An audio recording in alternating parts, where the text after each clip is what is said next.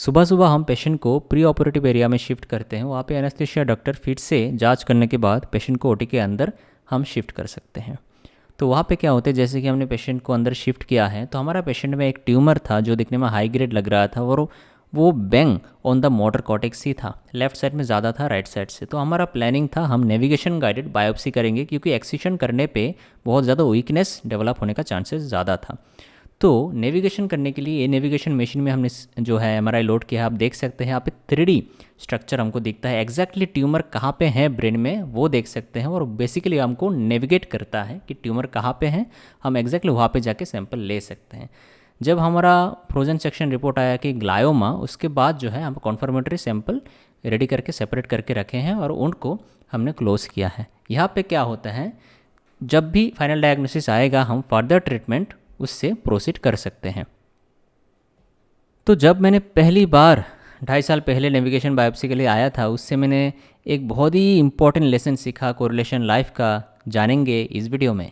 तो बेसिकली हमने देखा जो क्या है, नेविगेशन बायोप्सी में हमको एक नेविगेशन मिलता है जहाँ पे हम ब्रेन का ऐसे हिस्से में पहुँच सकते हैं इंस्ट्रूमेंट के ज़रिए जहाँ पे हम ऐसे भी बिना नेविगेशन के ज़रिए हम जाते, ओपन ओनली माइक्रोस्कोपिक या ओपनली जाते तो बहुत सिग्निफिकेंट चांसेस होते हैं कि नॉर्मल स्ट्रक्चर का डैमेज होता।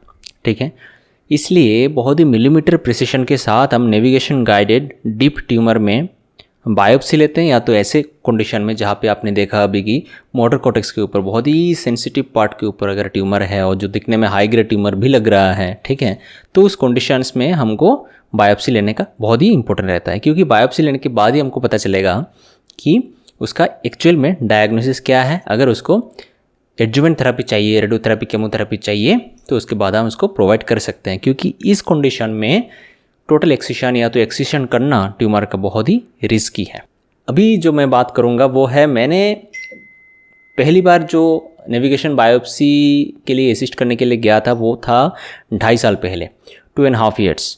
तो तब क्या हुआ था, जब मैं पहली बार गया था ना, तब जो है सर मुझे बोल रहे थे कि ऐसे प्लानिंग होगा, ऐसे वो होगा, ऐसे जाना है, ऐसे नहीं जाना है। तो मैं उसके ऊपर थोड़ा पढ़ाई भी कर रहा था, तो मुझे पता चल रहा था कि ठीक है, ब्रेन में जो है एक बहुत ही इंपॉर्टेंट लैंडमार्क होते हैं, वो है सेंट्रल सल्कस। ठीक है, सेंट्रल सल्कस के आगे वाला जो हिस्सा होता है वो है मोटर कॉर्टेक्स, और उसका पीछे वाला जो हिस्सा होता है वो है सेंसरी कॉर्टेक्स। ठीक है, तो मोटर कॉर्टेक्स बहुत ही इंपॉर्टेंट है, क्योंकि आपका बॉडी का एक साइड का मतलब कॉन्ट्रालेटरल, दूसरा साइड का जो है हाथ का, पैर का, एक साइड का जो पावर है, स्ट्रेंथ है, वो मोटर एरिया से ही कंट्रोल होता है। तो उसको आइडेंटिफाई करने के लिए, सेंट्रल सल्कस को आइडेंटिफाई करने के लिए बहुत सारा ऑप्शंस हमारे पास अवेलेबल है। जैसे कि ये सेंट्रल सल्कस अगर यहाँ पे है तो हमको देखना होता है कि उसका आजू बाजू में सल्कस कौन सा है। जैसे कि एक सल्कस, सुपीरियर फ्रंटल सल्कस बोलते हैं इसको, ये सल्कस अगर उसका आगे वाले सल्कस में ख़त्म हो जाता है तो हमको पता चलता है उसका इमीडिएट नेक्स्ट पोस्टीरियर, पीछे वाला जो सल्कस है वो सेंट्रल सल्कस है।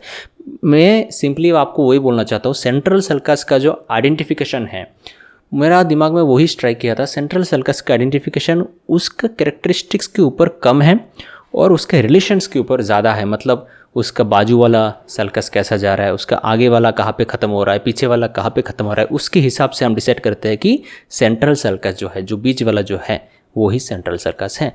अगर हम वो आइडेंटिफाई कर लेते हैं सीटी स्कैन में, एमआरआई में और ब्रेन मतलब बोन खोलने के बाद, तब हम डिसाइड करते हैं ठीक है ये सेंट्रल सल्कस है तो मुझे यहाँ पे नहीं जाना है, ये छोड़ के बाकी हिस्से में मुझे जाना है। जैसे कि हमारा ट्रेजेक्ट्री आप देखें तो हम मोटर कॉर्टेक्स के बहुत ही सामने से, बहुत ही आगे से हम ट्रेजेक्ट्री बना के हम पीछे गए हैं। उसके लिए हमको सेंट्रल सल्कस को पहले आइडेंटिफाई करना रहता है। उस चीज़ से ना मैंने एक चीज़ सीखा ज़िंदगी में। ऐसा है कि हमारा ज़िंदगी में जो भी आपको लगता है कि आप बहुत अच्छा काम कर रहे हो, आप बहुत ही इम्पोर्टेंट हो आपके सोसाइटी में, आपके इंस्टीट्यूशन में, आपके हॉस्पिटल में, आपका मेडिकल कॉलेज में, कहीं पे भी, आपका स्कूल में, मोस्ट ऑफ द टाइम क्या होता है कि आपका जो आइडेंटिफिकेशन है ना, वो आपका खुद का स्किल्स के ऊपर तो है, लेकिन उससे भी इम्पोर्टेंटली वो आपके रिलेशंस के ऊपर मैटर करता है। अगर कोई मेडिकल स्टूडेंट जो पोस्ट ग्रेजुएशन एंट्रेंस में जो है अपेयर कर रहा है और सोच रहा होगा कि मुझे कौन सा ब्रांच लेना है और उससे भी इम्पोर्टेंट कौन से इंस्टीट्यूट में मुझे जाना है, एम्स में, जिपमर में, कोई अदर सेंट्रल इंस्टीट्यूशन में, या तो स्टेट गवर्नमेंट मेडिकल कॉलेज में, कहीं पे भी अगर ऑप्शन है, तो मैं एक चीज़ तो मैंने इस सिचुएशन से बहुत ही सिंपली सीखा है कि देखो भाई, एनवायरनमेंट बहुत मैटर करता है, इंस्टीट्यूशन बहुत मैटर करता है, क्योंकि at the long run future में आपको वो एक ब्रांड वैल्यू प्रोवाइड करेगा, वो आपको ऑलरेडी एस्टेब्लिश्ड हुआ एक एनवायरनमेंट का नाम आपको प्रोवाइड करेगा, जो आपका आइडेंटिफिकेशन बनाने में बहुत हद तक मदद करेगा। मान लीजिए कोई आज पीजी पोस्ट ग्रेजुएशन करता है एम्स से, कोई आज करता है निमहैंस से, कोई आज करता है जिपमार से, या कोई आज करता है एसएमएस जयपुर से। मतलब मैं इसलिए बोल रहा हूँ कि ये जो ब्रांड नेम्स हैं वो मैटर करते हैं अपने नाम के पीछे। अगर आप बोलेंगे मैं यहाँ से किया हूँ तो ठीक है, ये एनवायरनमेंट जो है सबको पता है कि ये एनवायरनमेंट एक स्टैंडर्ड एनवायरनमेंट है, अच्छा एनवायरनमेंट है, तो कोई बंदा वहाँ से करके निकलेगा तो डेफिनेटली यूजुअली अच्छा ही होगा। अभी ये मेरा इंस्टीट्यूशन फैक्टर है, और दो फैक्टर ऐसे हैं जो कोई इसके बारे में बात नहीं करता है और हमको इसके बारे में पता नहीं होता है। इंस्टीट्यूशन के बारे में हर किसी को पता है, वो है लैंडमार्क एंड रिलेशन। लैंडमार्क और रिलेशन, जैसे कि सेंट्रल सर्कस मैंने बोला, उसका आगे कौन सा सर्कस है, पीछे कौन सा सर्कस है, ठीक है, और इसका आगे पीछे सराउंडिंग में रिलेशन कैसे है, एनाटॉमिकल रिलेशन कैसे है, उसके ऊपर बहुत हद तक उसका पोजीशन लोकेशन डिपेंड करता है। जैसे कि गूगल मैप्स में हम नेविगेशन डालते हैं, मैप्स डालते हैं, लोकेशन डालते हैं, तो हम देखते हैं कि ठीक है ये रास्ते जो इधर जा रहा है उसका कौन सा बिल्डिंग है, कौन सा इंस्टीट्यूशन इधर है, उसका लैंडमार्क कहाँ पे है, तो मुझे कहाँ पे जाना होगा, तो मुझे एक प्लान करने में वो बहुत हद तक मदद मिलता है। सेम टू सेम आपका ज़िंदगी में रिलेशन, आपका दोस्त के साथ, आपका टीचर के साथ, आपका कोलीग के साथ कोई भी हो, रिलेशनशिप बहुत सोच के बनाइए और स्ट्रेटेजिकली बनाइए। मतलब ऐसा नहीं कि बहुत लॉजिकली बनाते हैं और दिल से वो नहीं आ रहा है, ऐसा नहीं है। क्योंकि जो भी आप रिलेशनशिप बनाएंगे ना, घूम फिर के मल्टीपल रेफरेंसेस के थ्रू वो आपको डिफाइन करेगा कहीं ना कहीं। आप कोई डॉक्टर हो, एस्टेब्लिश डॉक्टर, या तो कोई मेडिकल स्टूडेंट, आज आप सोच रहे होंगे कि ठीक है क्या फ़र्क पड़ता है, मेरा कोई भी दोस्त है, लेकिन आपका दोस्ती को, आपका जो टीचर के साथ रिलेशन है, कोई भी आपका प्रोफेशनल रिलेशनशिप है, वो उसको आप आगे लेके जाएंगे तो फ्यूचर में वही सोर्सेस से आपको रेफरेंसेस मिलेगा। मतलब not only for professional aspects, बहुत अदर हेल्प जो है मिलते हैं आपको, कहीं ना कहीं पे साइड से वो आपको डिफाइन करता है। दूसरा चीज़ जो है वो है लैंडमार्क। लैंडमार्क का मतलब ऐसा है कि कोई भी स्टूडेंट, उसके लिए बहुत बहुत बहुत इम्पोर्टेंट है टीचर और उसका मेंटर, ठीक है। आप किसके स्टूडेंट हो, किसने आपको मेंटर किया है, वो बहुत हद तक मैटर करता है। आप किन लोगों के साथ टाइम बिताते हो, ठीक है, आप कहाँ पे रहते हो और कहाँ पे आपका जो स्टडी टाइम जो बीतता है, वो सब कुछ जो है मैटर करता है।